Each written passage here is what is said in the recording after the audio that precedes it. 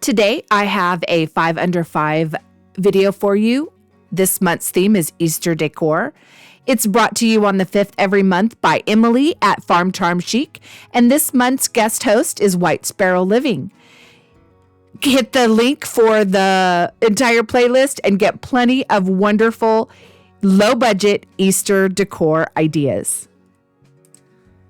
Let's get crafting.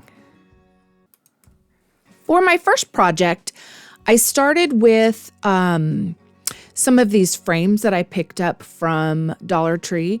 They were $1.25 each, and they were really great wooden frames. I think I'm going to use either this round one or the square one.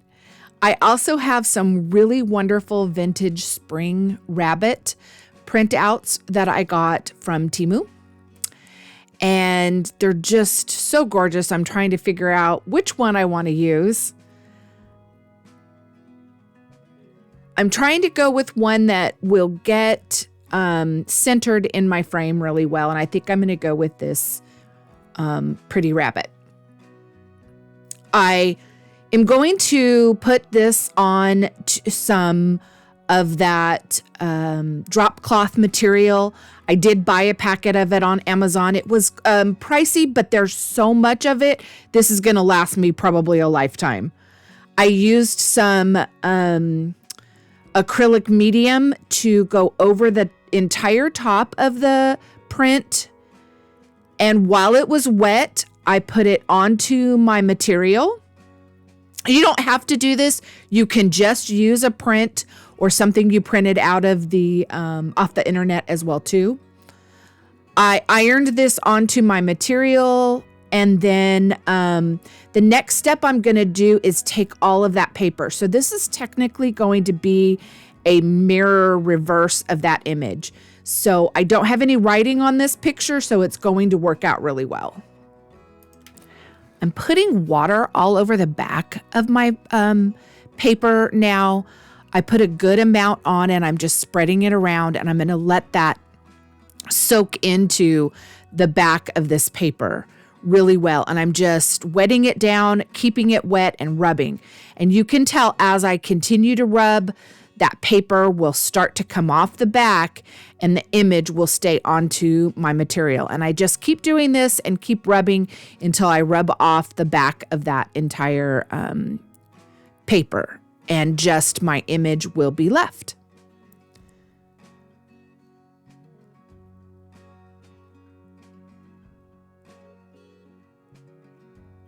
It comes off fairly easy, but I do have to go over it a few times to get all the little bits and pieces off.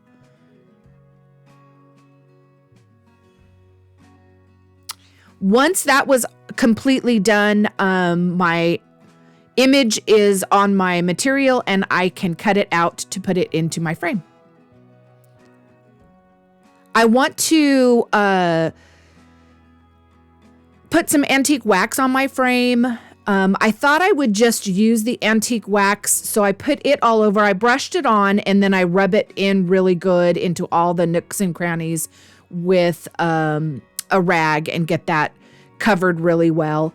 But once I had all the antique wax on, I really wanted a little bit of color to my frame as well too. So you'll see in a minute, I did go back with a little bit of green paint to add into it. Kind of like maybe it was green once and it's faded out and antique looking. I didn't do solid green everywhere, just in different places. Once that was done and dry, I'm going to glue my canvas print down to the back of my frame. And in order for my frame to stand up, I'm also going to glue a tumbling tower block to the back of it. And that's how my vintage Easter Bunny frame came out. Let me know what you think. For this project, I found this silo and this metal piece at the secondhand store. I think the silo was $3.99 and the metal piece I paid 50 cents for. I glued them together and then I painted them with cashew chalk paint. I'm going to use some browns and bronze colors and make it look like a rust. So I'm rusting this up quite a bit. I'm going to go over the entire thing with these three colors mixed together. The colors do not have to be completely mixed. It looks good when it's kind of a combination of all the colors. I went over it with a sponge brush to pounce it on and get a lot of good texture.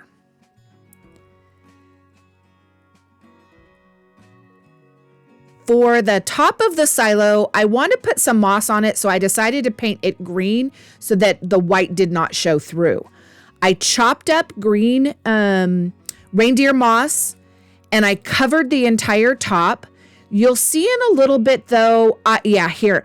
I didn't like it being that light, so I did use the darker moss on top of that to add to it. I wanted it to be a little bit more vintage looking.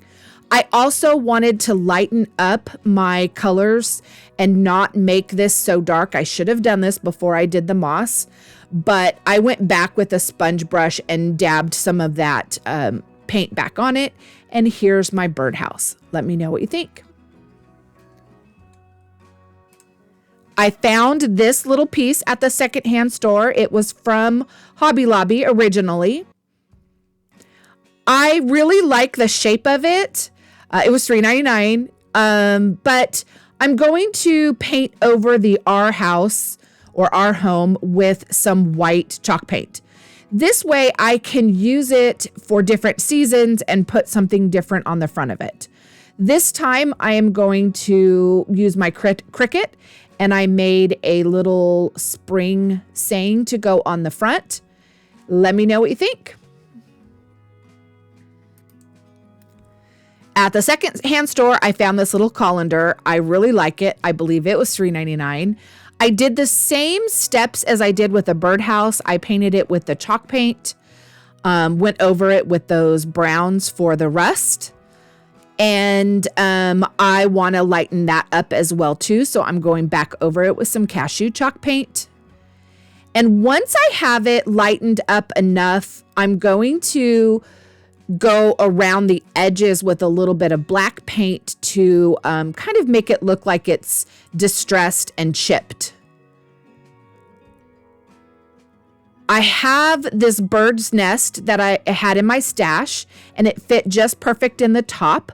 So I'm going to set my bird's nest in there, and I put a little bit of flowers around it for display. Let me know what you think. This quick and easy project I've done before. I picked up this decor from Dollar Tree. I did it in a previous video, kind of a bright yellow that went really well with some of the other projects I was doing. This one I wanted to be have a more vintage feel. So I used a kind of dusty lavender pink and painted it with a couple coats.